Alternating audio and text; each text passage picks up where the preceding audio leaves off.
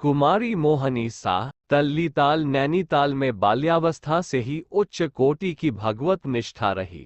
जब से महाराज का नैनीताल में आगमन हुआ तभी से आपको उनके दर्शनों का सौभाग्य बराबर प्राप्त होता रहा। इस प्रकार उन पर आपकी आस्था उत्तरोत्तर बढ़ती गई और इसके साथ भक्तिजन्य आनंद की उपलब्धि भी। एक बार आपको सूचना मिली कि बाबा कैची आए हुए हैं। आपने उन्हें अर्पित करने के लिए फल खरीदे और उनको अपने आंचल में भरकर कैची आ गई।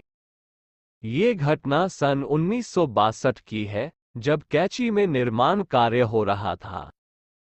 केवल एक बाबा की कुटिया भर तब बन पाई थी। वहां बाबा का दरबार लगा था। उसमें उपस्थित थे श्री संघ प्रधानाचार्य, विकला विद्यामंदिर नैनीताल, किशन चंद्र तिवारी और श्री मां आदि। मोहनी जी के वहां पहुंचने के पूर्व ही बाबा संघ जी के साथ नैनीताल को चल पड़े थे। नैनीताल से 19 किलोमीटर दूर कैथी पहुंचने पर जब मोहनी जी को बाबा के दर्शन नहीं हुए तो वे ऐसी खिन्न हुई कि वे अपनी सुध बुद्धि खो बैठी।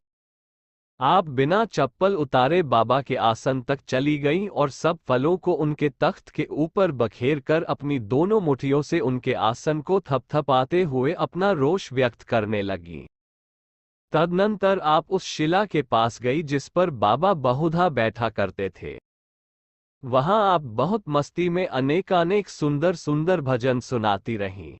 अंत में आपने जय राम का कीर्तन आरंभ किया और बहुत देर तक इस कीर्तन को करते करते आप भाव विभोर हो उठी और अचेत होकर वहीं गिर गईं। लगभग 12 बजे रात बाबा का आगमन हुआ। आपको जगाने की बहुत चेष्टा की गई पर आपको देश ही नहीं था। दूसरे दिन सवेरे उठने पर आपने बाबा के दर्शन किए और उस समय आप उनके चरणों को उसी प्रकार थपथपाने लगी जैसे पिछले दिन आप उनके आसन पर कर रही थी।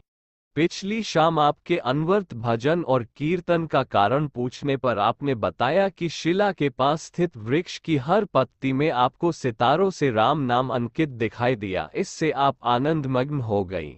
ये बाबा की एक सृजनात्मक लीला थी।